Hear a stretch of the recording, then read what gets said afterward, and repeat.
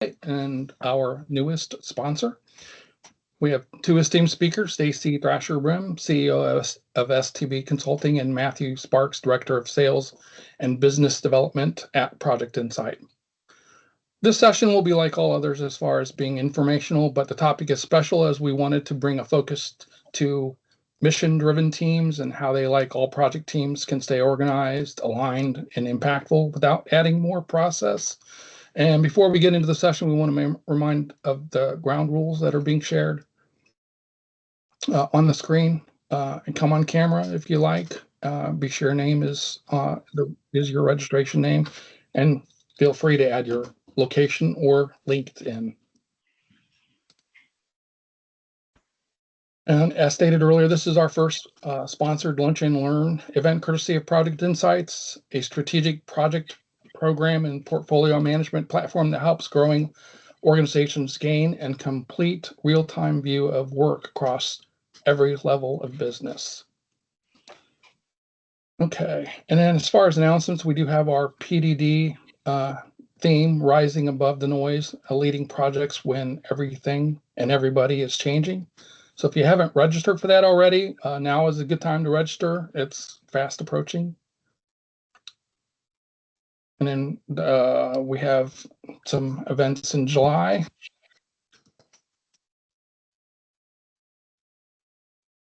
We do have also some volunteer time too, as far as some of these events, the backpack in Peoria. And then we have a social event coming up also in August for the Trey Ross. And then we have some more events in August planned. And these are all listed out on our chapter. So if you want more information, not a chapter, but our chapter website. And then, of course, we are on social media. So check us out on social media if you haven't already.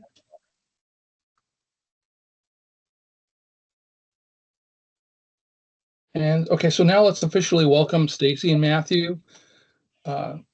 Stacye Thrasher Brim, purpose-driven consultant with STB Consulting. Stacye helps mission-driven organizations build a minimum viable process so projects run with clarity on initiation, planning, progress tracking, and closure. Insight is one of the several tools she recommends when teams are ready to scale process and visibility. Mathew Sparks, Director of Sales and BD Project Insight. Mathew is Director of Sales and Business Development at Project Insight, where he partners with growing companies to solve complex project management challenges. And with over 20 years of experience across Fortune 100 enterprises and SaaS startups, he brings deep expertise in consultative sales, CRM integration, and project operations. So I will stop sharing and you can have the floor. Thanks so much, Rick. We really appreciate it. We're really excited to be here at the chapter. It looks like you guys are got some great things coming up, especially the backpack piece. That's wonderful that you guys are all giving back. Very topical for today's session, right? Which today we're talking about project management for nonprofit and mission-driven teams. This is really designed for mission-driven organizations working to deliver big outcomes with limited time and capacity. Like all projects, this subset, they involve multiple teams and stakeholders, which makes it easy to lose clarity on priorities, ownership, and next steps. Today's session really is going to focus on a practical, lightweight approach to keeping projects on track without adding unnecessary process, which I love in Stacye's bio there. That's so important. Minimal, right, Stacye, as far as that's concerned. So, Right. I'm Mathew Sparks, as mentioned, with Project Insight. We are a project program and portfolio management tool with 25 years of experience providing a complete picture of what's happening with organizations. I'm so excited to be partnered with Stacye again. Stacye is so wonderful. She's a founder and principal consultant at STP. Stacye, do you want to, before we get in, share a little bit about yourself? Sure. Yeah. Well, Happy to be here, everyone. As already shared, my name is Stacye Brim. I'm the founder and principal consultant for STB Consulting, and I partner with mission-driven organizations in the areas of strategy and project management. On the strategy side of things, I help organizations develop that 3 to 5 year organizational strategic plan. I also help them with strategy execution, which, as you know, ties nicely to project management. And then on the project management side of things, it's more project management enablement for organizations. So I lead project management fundamentals training for leadership teams. Once everyone understands good project management language and processes, we work together to decide, hey, this is what a minimum viable process can look like for your organization. And I also coach project leaders, PMO leaders, one-on-one, helping them, walking alongside them as they are doing great work for their organization. And so that's a little bit about me. As shared, I love to work with mission-driven organizations, and that's nonprofits, public sector, philanthropy, those who are focused on more impact than profit. Though you'll find many of the principles that we discussed today are applicable across, all industries and sectors, honestly. So happy to be here today.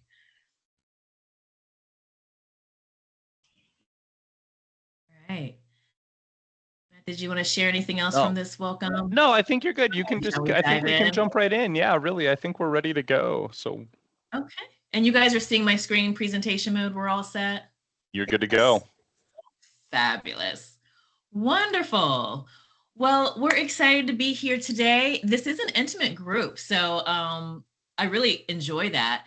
And we've told you who we are. I would love to know a little bit about who's here, and that if you could drop in the chat if you work for or with a nonprofit or mission-driven organization. I'd love to know that. I'd love to know who I'm speaking to. And I think Matt's checking the chat. Yep, we're in it now. You can also ask questions as we go. Okay. I'm going to type in that I work with many as far as that's concerned. So. Yes. And I know you work across sectors, across industries, with a wide variety of organizations. Right. I think we work both sides of the fence of the profit and that for, not, the nonprofit part of it or the mission side as far as that's concerned. Lots of municipalities, lots of, driven organizations, although, like you mentioned, there's so much crossover between just the fundamentals, obviously, of project management between all of these spaces. So. Absolutely. Love the volunteer work, Pat. That's great. Yeah, people are we've got a good amount of volunteers, including PMI, child-based nonprofit work, all kinds of different pieces. State Farm, which is a profitable entity unto itself that's driven, for mission really as well. So, yeah. Okay. All right. So real mix. Yeah. Good stuff. Well, that's good to know. So what we're going to cover today is shown here. The big takeaway is just why tools alone don't improve project execution. We're going to talk about what needs to be in place before you implement a project tool. A lot of I hear organizations say, hey, we just need a tool and then we're all set. Which is your favorite tool? We'll talk about simple framework for strengthening project execution. And then on top of all that, where a project and portfolio management tool can best support your work. And then, of course, we'll leave time at the end for Q&A and any next steps. So that's what we're talking about during our lunch today. So why tools alone don't solve execution problems? Honestly, as I said, many organizations come and they say, hey, we're just looking for someone to implement a tool for us, or we'll get a tool and we're all set. But honestly, tools alone cannot fix unclear priorities and lack of alignment. And even the best tool really won't do the best help for you until you have a process that's defined and that tool is supporting the process. Because it really works when you have a good, strong foundation in terms of processes for project management. And so that's what we're talking about today. Just what are some of the steps you can put in place for setting that foundation that a tool can support? And I think that's really important, Stacye, to mention just that the tool's not a silver bullet ever, right? You need to have all of these other mechanisms in play to make it work as far as that's concerned. So, yeah. Yep. You need processes and a tool. Give me a That's hammer right. doesn't mean that I'm going to be a carpenter, right? Right. Exactly. Exactly. All right. So oftentimes I find that when organizations struggle with execution, that it's often not a tool problem. It's usually a clarity and a process issue. And the very good news is that there are just a few foundational areas that can really make a difference in establishing that clarity and setting up a minimum viable process. So we're going to talk about the 5 things you see on the screen today. We're going to talk about, starting and setting a portfolio view. We'll talk about being intentional about how projects begin, project initiation. We're going to talk about how to make planning a discipline, not an afterthought. Also, we'll talk about how to be intentional about how you're tracking progress, and then also the importance of closing projects with intention. This audience is filled with PMI members, so you are all probably familiar with, the various phases of a project. Maybe you're working in organizations that have strong project management processes in place, but maybe you don't. I have found working with organizations across industries and sectors that even some big organizations don't have some of these fundamental processes in place. And Mathew, I'm sure you've seen the same because you work with organizations across industries and sectors. Oh my gosh, it's always one of those things that I see. I'm like, wow, this is an enormously large organization, and the processes or the what I think of as fundamentals, right, from the project management part of my brain, right, just aren't there. So yeah, very, very much so. Yeah, absolutely. Hopefully everyone can get some takeaways from today. So step 1 that we're going to talk about today is really starting with a portfolio view. I find that many organizations really don't have a clear view of all of the work going on in their organization. And before processes, before software, you really just need to have clarity on what's already on your plate. What are the active projects that are underway? What are some of those projects that might be waiting in the wings? And then for each project, it's very helpful to capture certain elements. So capture what team members are supporting the project, anticipated start and end date, intended outcome, and really having a simple table that gives you a portfolio view is super helpful. It shows where you're like maybe overcommitted, maybe there's some duplication of projects. It shows you where your priorities are, where you're spending your time and your money, those resources. And honestly, I also recommend that organizations, when they're creating this portfolio level view, that they tie each project to a specific strategic goal or objectives so they know how their work is impacting the strategy and the mission that they're trying to achieve. So that is the very first step. If you don't have any processes in place, I recommend you begin there. Yeah, and I think that's paramount there, Stacye, because a lot of the times people have their own desk initiatives, right, that they're working on, or these little, kind of pieces. So getting full visibility and clarity on what that looks like is really important, so that everybody can see it, right? And it can just be that simple table. I'm going to... Absolutely. Stop sharing. Yep, I'm going to just take over real quick here and show, within Project Insight, and it can get a lot more detailed than what we're talking about here, and we'll kind of explore some of that as we go. But simply put, this is my table, right? This is what Stacye just mentioned. This is what we're looking for. This could have originated from an import on an Excel sheet if we're doing it like that, right? Which after we collect everybody's sticky notes and sidebar teams conversations, right, or however you have those going, you put everything together, and then you have the ability to see things like, what initiative is this for? What program might this be a part of, is what we're using in this instance. What's the priority to get this particular piece done? And then we'll talk more about it, but as you intake, maybe you have a scoring process and you want to see, how this really aligns with our objectives that we're looking for. The projects, who's in charge of them, where we're at with these pieces, start and end date. The piece that makes it nice about Project Insight is I can always come in here and tag somebody as well and say, hey, Stacye, question, what's going on here? How can I help? Right? Stacye then gets notified via email or, phone or whatever mechanism, Teams, however you choose. And then we can collaborate back and forth. So this table of reports becomes, actually something that's live. And as pieces are updated, it moves forward.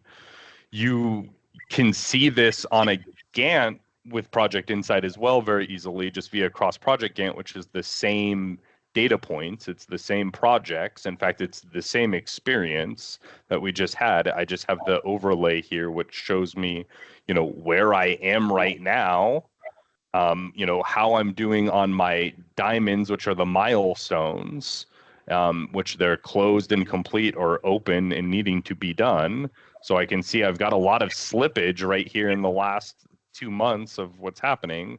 We might need to have a conversation about how we need to move that forward. If I need to see any of those pieces, I can even click on and see, who's in charge of this, or comment and collaborate with them as well. So these are ways in which Project Insight via the reporting mechanism can give you that portfolio view that Stacye was just mentioning, pretty simply, with no additional details other than just that high level piece. The other part of Project Insight is we do have a portfolio and program view sets, which then give me more, defined ways to interact with these pieces. But it's really similar, where I'm looking at a subset of the projects based on this portfolio, which is made of these programs. And then I can drill in and look at the Gantt chart for just those ones, or get to a project board if I want to understand, what's the phase of each of these, and move these across, maybe if we start to track something along those lines. And then we'll explore task list in a bit. But the idea of this is, right from just collection of data points, I have all of this right at my fingertips via Project Insight. So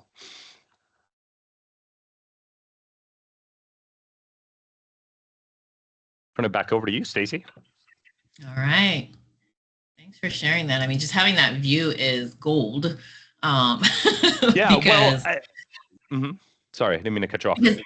No, that's okay. Because many organizations don't realize how much they're doing. And so why is project A not moving forward? Well, we have 10 other projects going on, and we have many of the same resources working on them. And so when they see that view, they're allowed to actually begin assessing capacity and prioritizing. Right, exactly. Make sure you understand what you can do. Exactly. All right. So moving right along to step number 2, that is being intentional about how projects begin in your organization. As we all know on this call, project initiation. So many organizations that I have worked in or work with as a consultant don't have a clear definition of project initiation. Projects can start from just an email that is sent, or a meeting after a meeting, and it's just very informal. But are the projects tied to annual goals and strategy? Do they just pop up ad hoc? So it's really important to be intentional and clear about what is our project initiation process. And so you want to think about who has authority to initiate projects. Why are projects started? Are they strategy driven? Are they reactive? How are priorities set in your organization? How is the backlog managed? When we talked about portfolios, we talked about active projects, maybe some waiting in the wings or backlogs. How is that managed? How do you determine what you're working on next? And so if you have an agreement as an organization around project initiation, then you have a clear way to move forward. And without that agreement, a project management tool really can risk becoming just a dumping ground of information instead of the decision-making aid that it's intended to be. One tool that I recommend clients use is something called a project charter, which probably many of you on this call, this is a PMI meeting, are familiar with the concept of project charter, but have a place for each project where you're defining what the scope is, what the intended outcomes are, who's working on it, what resources might be needed from a budget perspective. and enough high-level information to be clear on what the project is. It helps set the stage for effective project planning in more detail. And it also is a great tool to use as you're looking at your capacity and which project to begin next. I was working with an organization at the top of this year and introduced the concept of project charters to them. And once they began fleshing out project charters for each of their projects, they realized one project that they thought was small was actually really bigger than it was, and decided to move it to a 2027 project instead of 2026. So it's really a powerful tool that you can use as you're beginning your project or initiating your projects intentionally. Yeah, that way you don't have the year of 2026 scope creep, right, Stacye, all year long with that project. Yeah, no, Exactly. I think, yeah, so true. Obviously you've seen it in many different cases, and we see it all the same, where you have these water cooler initiatives or something comes down from somebody above you and they just say, get it done. And you're like, okay, I'm getting it done, right? Like that's what it needs to be. So That's right. formalizing this process, makes it where everybody in the organization works more efficiently as far as that's concerned. Flipping back, as we're going to kind of go back and forth, here's within Project Insight, again, not a silver bullet. This isn't going to automatically say this is how everybody does it and deploy it. It doesn't even have the right information possibly on what you're looking for. Those are all pieces you define as you go through these processes, right, Stacye, of saying what do we need, what it's important for us to start with, what's our minimal viable piece that we can then move forward, right? So yes. So, here we have what we call a project request form, which is, a precursor to a project. This is something that you can allow anybody to fill out if you wanted, whether they can log in or not. You can decorate it a little bit better than this kind of just general intake, if so. But ultimately, what this is saying is, hey, I've got this idea. This is something I want us to work on. I can say, what part of our organization is this going to touch? What initiatives is this serving? How important is this? I can assign it to people, or it can auto assign based on, different selections that are made. If we have description on this or attachments, we can fill these pieces out. Depending upon how far down the list the way I might rough out a budget or something for this. But more importantly, and this applies to, I think, definitely mission-driven organizations, but even right? Any organization, the ability to align what your efforts are going to do with the overarching part of what you are looking to accomplish as an organization. A scorecard, which is what we're looking at here, is a great way to do that, because I can either do this now or as a part of a governance process, come in and say, hey, this is actually aligned with our community impact, or this does look good with our mission alignment, right? And you can go through and, basically then score these submissions against one another. And an example of what that would look like is a project request report here, where I can just straight sort by the number, right? I want to look at the top numbers. I can see these two are high priority. This is medium. Here's high. I might want to start investigating these different pieces, or I can say, do we want to take that work forward? Do we want to take that on? In some instances, that's where I create a project and start a charter process. Sometimes this is the charter, though, right, Stacye? I think we've talked about that in the past, you and I, where, start it here and then just make it grow at that point if you need to, right? So. Absolutely. Absolutely. And I love that Project Insights tool. It's totally customizable. So if you want to add more fields to this section, you certainly can. It's however the organization wants to customize this. 100%. Or if you want to move it into a project from the request, so that way it has its own kind of queue, and then you start the activity of charter. Here's an example of what a custom charter can look like. Because again, as Stacye mentioned, you can put it in everything, where I'm saying, hey, what are my KPIs? What are we doing? Who's involved, right? Who's going to be doing this, and what resources do we need? When are we going to do this, and when is it going to end, right? So all of those pieces can be captured by members putting this together, which then allows us all to see it in one central location here. So, yeah. That's up to you. And is it a part of the request or not? Do you just like to have it grow, Stacye, typically, or is it kind of stay fluid with the data that's from your charter to intake process? I think so honestly, many of my clients are just using a Word doc project charter. Sure. They're not ready yet for a tool, but the Yeah. charter has 2 pages, it's probably 2 pages with specific fields. I encourage them to complete as much as possible. And they find that in trying to complete it, it forces them to have conversations within the organization. Like, do we have the budget for this? Oh, you say what's in scope and what's out of scope. And so that helps clarify, oh, well, Joe thought you were including this piece. I didn't realize you were not. And so it really becomes a tool for communication as to define what we're doing and what we're not doing. So you start with specific fields that you're trying to complete, go through the conversation that you need so that you can complete it, but it can be an iterative process.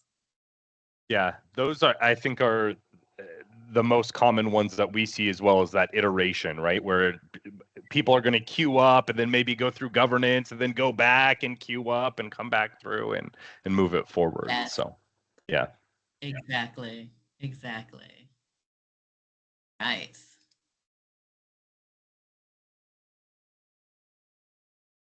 We're going to shift on to the next step, which is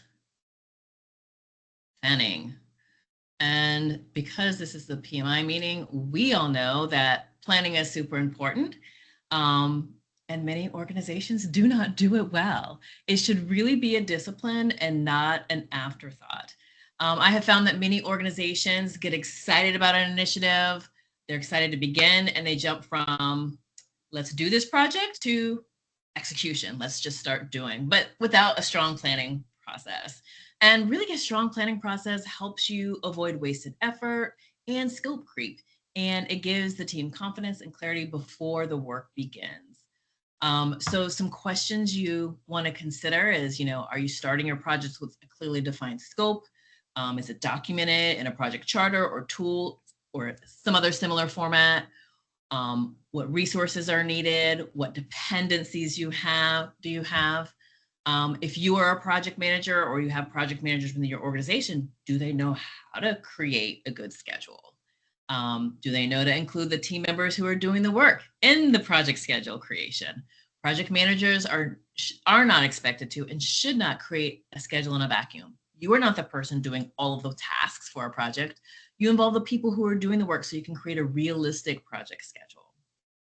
And you see my Dale Carnegie quote here on the bottom that, an hour of planning saves 10 hours of doing. And it's just so true. If you invest that upfront time, it just creates efficiency later. And honestly, this is where a project management tool can be super helpful in helping you organize the tasks and create a solid schedule. I have seen many an organization struggle with spreadsheets, and I think Project Insight, I think you've done a webinar on that. Are you still in spreadsheets? And there's only so far that you can get with Excel. You can't do dependencies. There's so much you can't see, and really getting into a project management tool is most helpful here with schedule development.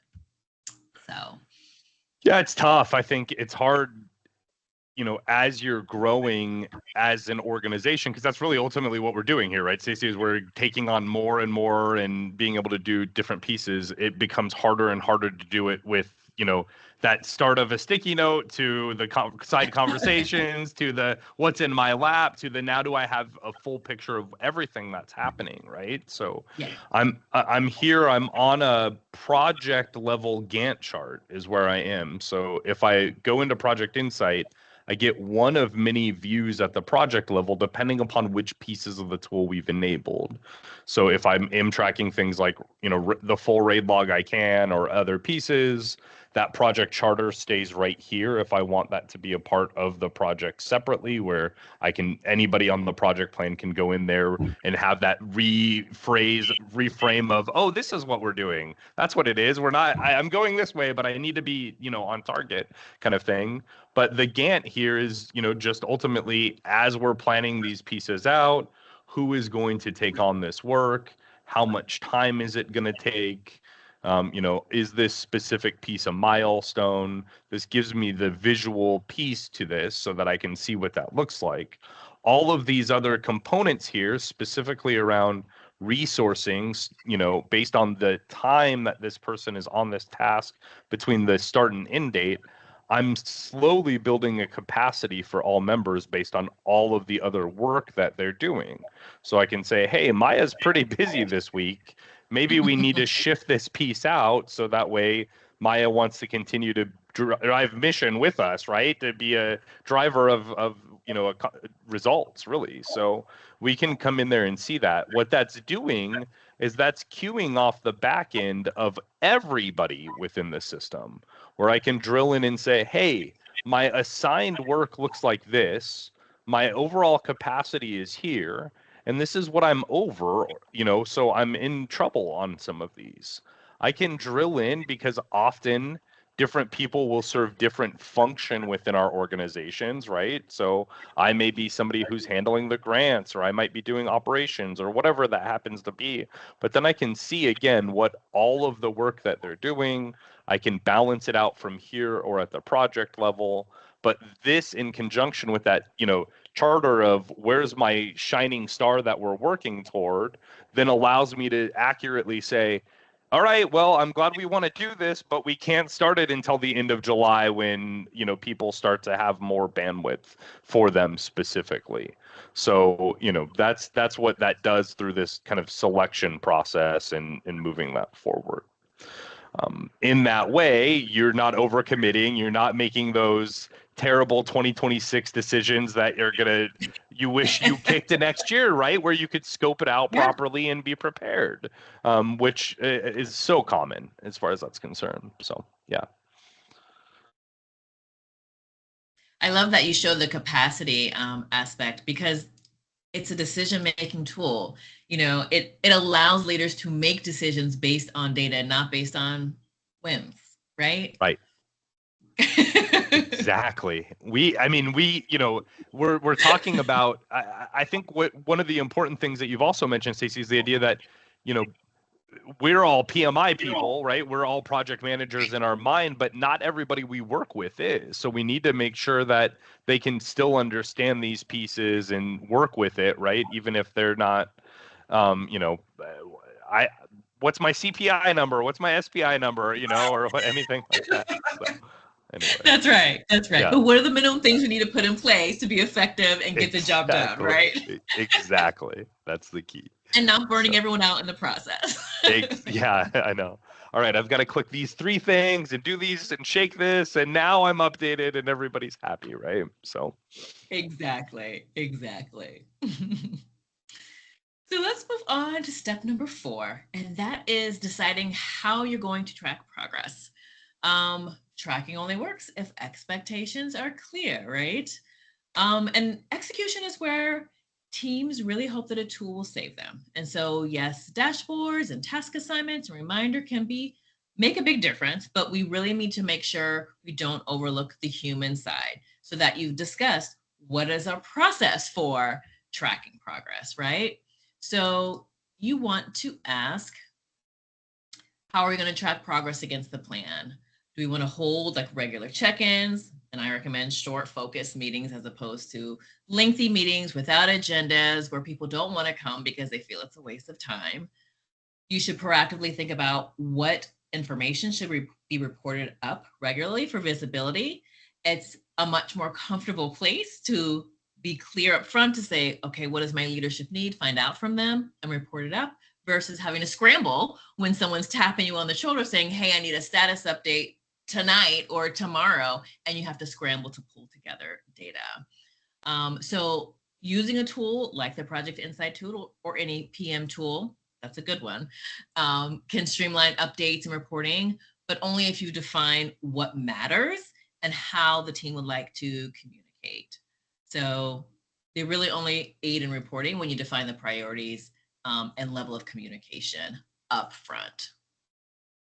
Which is the same on all of these pieces, really, right, Stacye? I mean, it's like, hey, we need to get these processes in play. We need to understand what that scope looks like, so then we can actually accurately piece that together.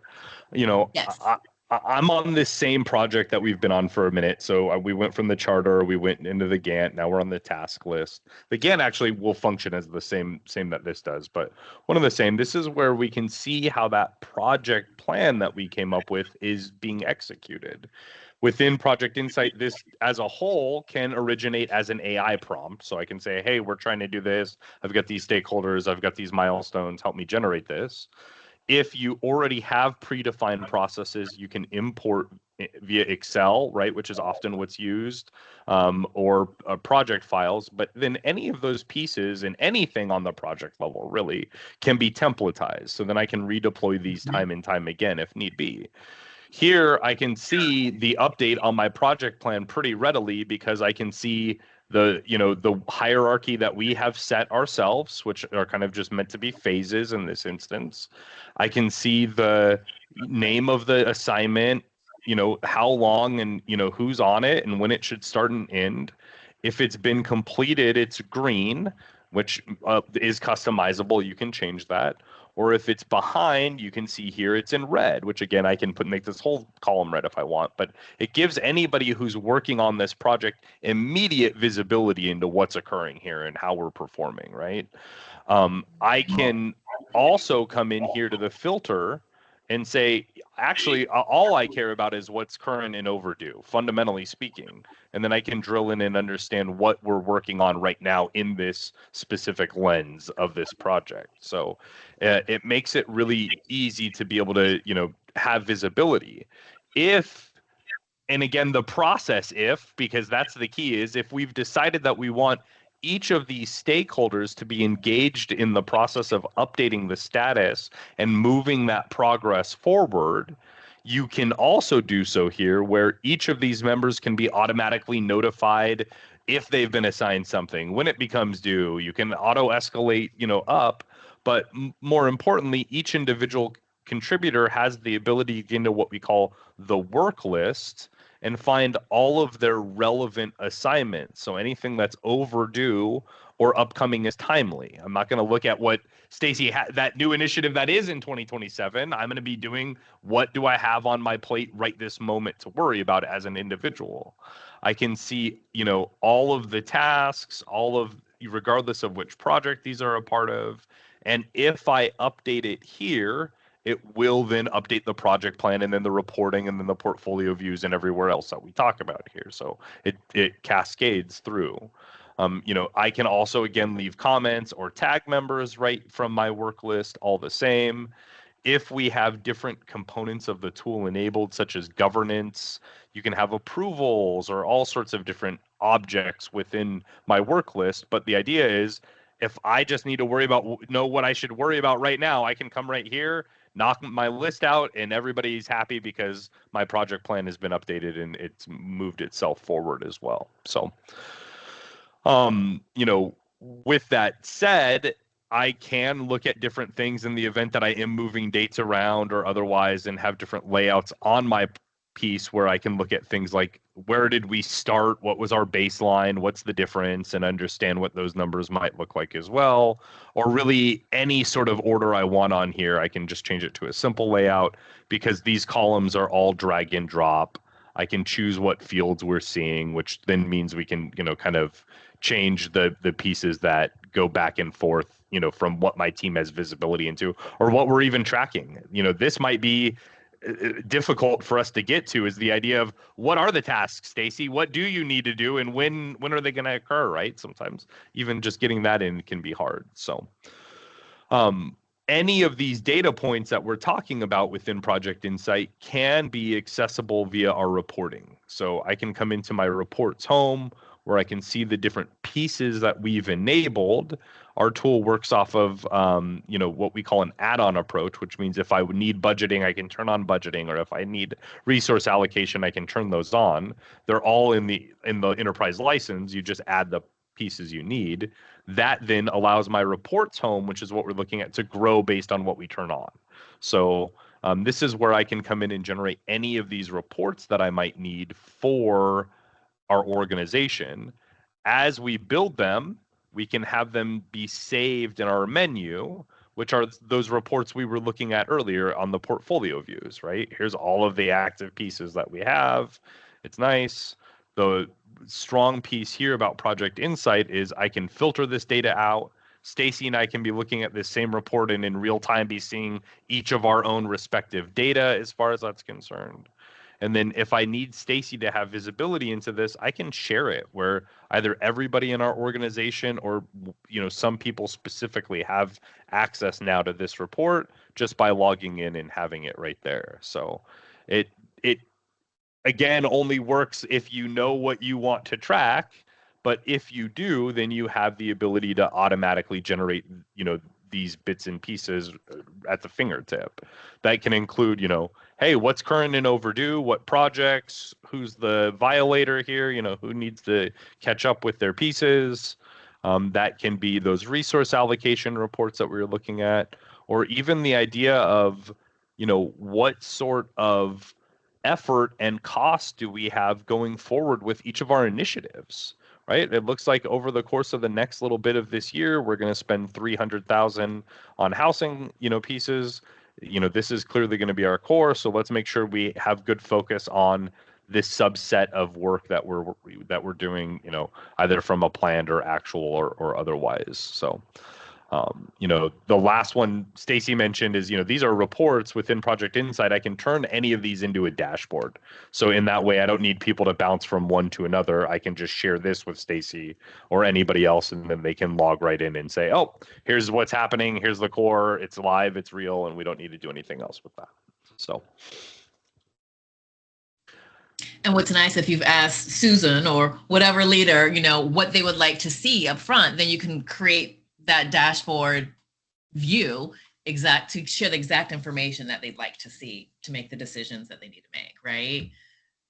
100%. Yeah, you can have as many of those as you need to. Susan can have her own, right? I can have mine. It can be a part of a piece of the organization, or a discipline within as well can have their own, all the same. So there's a lot of flexibility in what that's there, but that's the core. What do you need? What parts do we need to have? Let's talk that through first. So. Absolutely. And one thing to keep in mind is that the data is only as good as updated it is. So, we talk about processes. You need to be clear.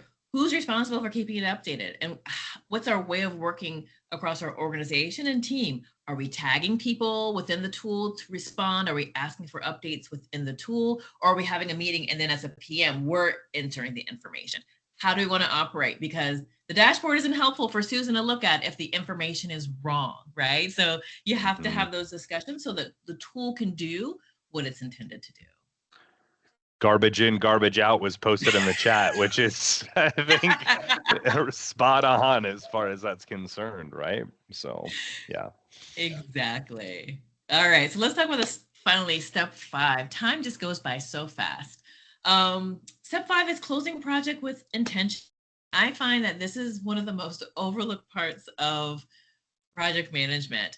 Teams are so oftentimes overburdened and they're ready to move on to the next thing as soon as possible. So they skip formal closure. I don't know if you see the same, Mathew, with organizations that you work with. Oh my gosh, just throw it away. Like we're done with it. It's over the wall. Like, I don't want to see this again, right? Yeah, that definitely happens.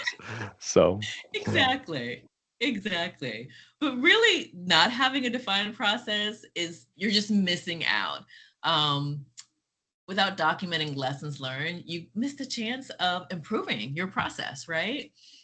So some things to ask yourself: do you have a defined closeout process in your organization?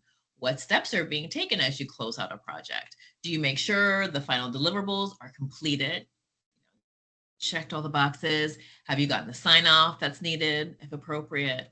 Have you stopped and captured lessons learned? What went well, what didn't go well, recommendations for next time? And I really just recommend building in a habit of reflection, even if it's brief at the end of a project, to make sure the next one's even better than the last. There's no need to just start fresh every project and repeat mistakes or challenges when you can discuss them, document, learn, and do better next time. really, there's when we have the ability to grow and learn from that, we should, right? And the important part is understanding what pieces are important for us to be able to move forward with at that point, right? In some instances, within Project Insight specifically, it can be planned versus actual values, right? Our budget was this and we ended with this, and some of that stuff can be auto-generated. It can also be pieces that you just track and do as a part of it. It's that other form that you fill out, right? So, or a combination. Often we'll see, a combination of here are the facts and here's that anecdotal information. And, now in the future, people can double back and say, when we did this type of housing project or X project in the past, here were our results. Stacye mentioned the idea of first making it a part of your process. And, within, a tool like this, I can templatize these pieces so that I can actually have closeouts and assignments as a part of this entire piece. So it's going to make it really difficult for me as the one in charge of lessons learned down here to shove it off and be like, good luck, because everybody knows it's going to be me and I'm going to get all the notifications and everything else, right? So we can choose within a tool like Project Insight what we want that ceremony of closeout to look like.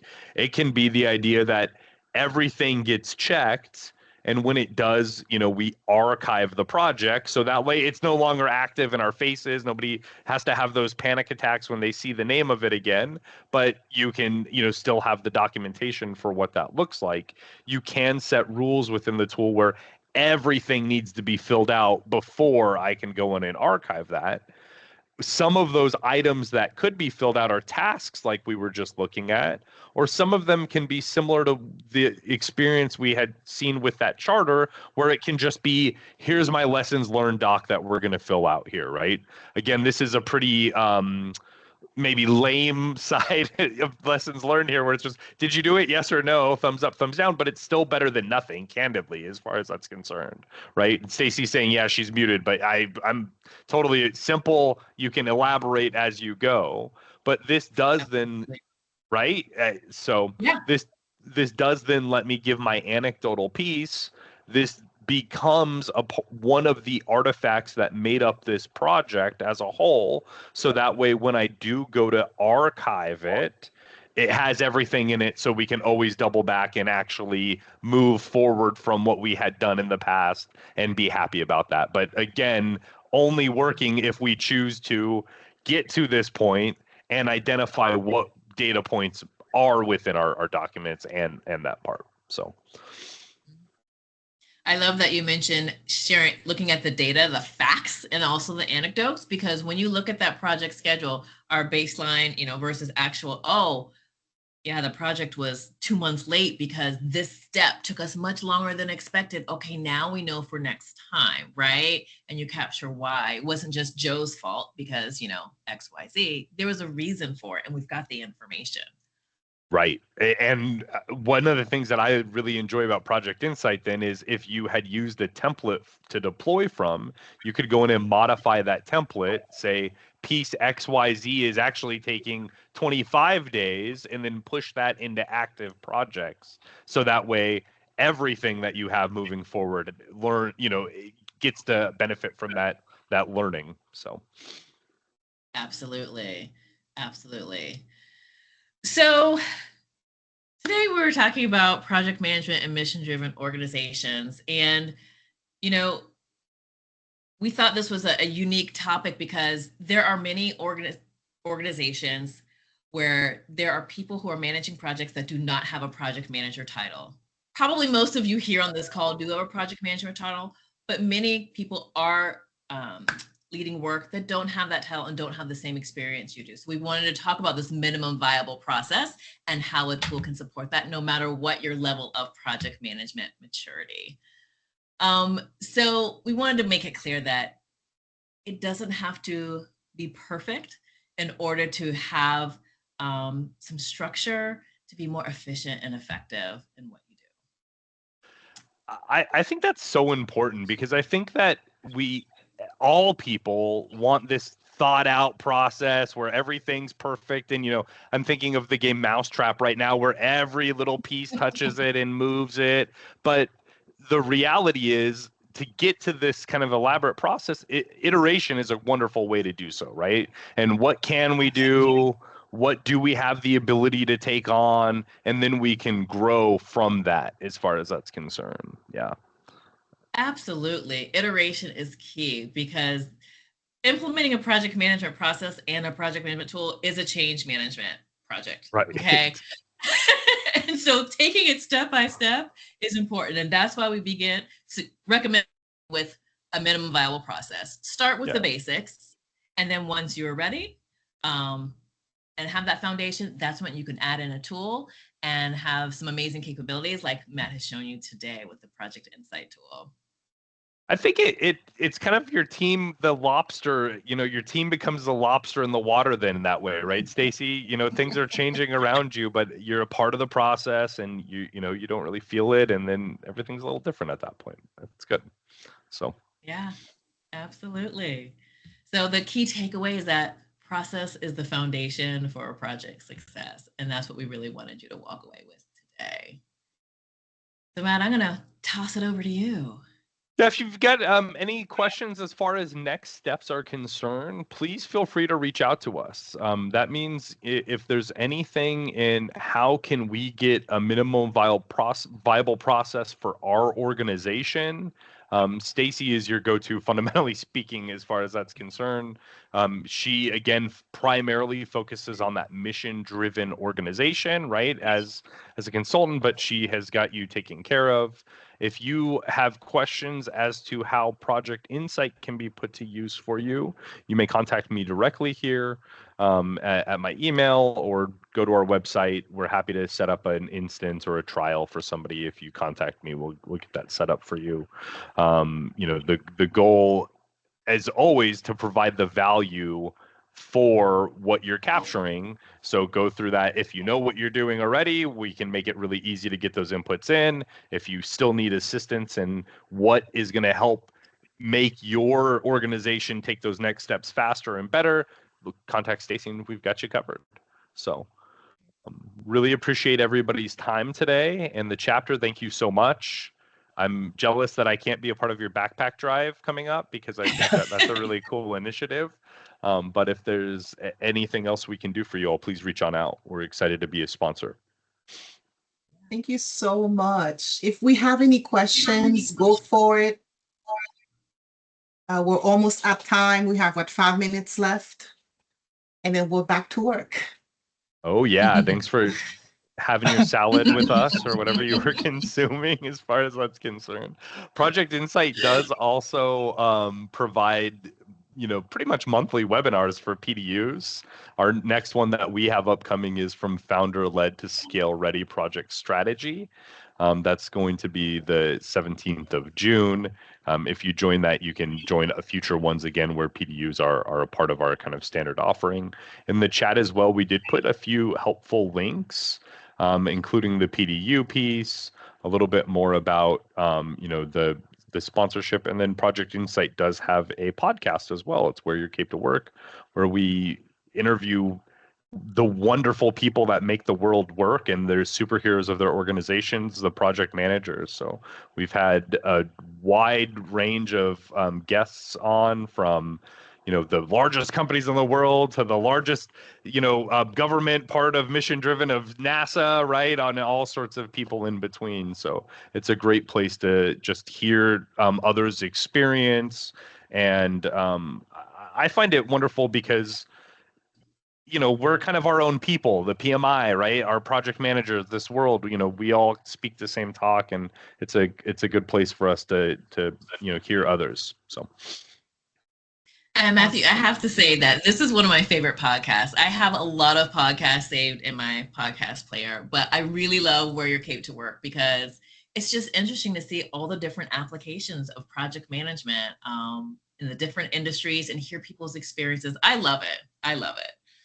Yeah, that's one of the that's what's so great about project management, though, is it's everything. It's all encompassing, right? It really is. It's everything from my my mission driven organization, and I might be 4 people, to I'm sending people to the moon or beyond as far as that's concerned. So anyhow, Exactly. All right. Look Well, I don't see any questions in the chat. I take it that everybody will reach out, follow you all on social media individually and also Project Insights. As always, please watch out for our upcoming events, register, support the chapter. We will see you next in our webinar in the evening because we have a lunch and learn each month and then a like a evening afternoon session every month also. So we have a lot of things happening. Wonderful. All right. Well, thank you, everybody. Have a great one. Thanks Thanks all. so much for having us.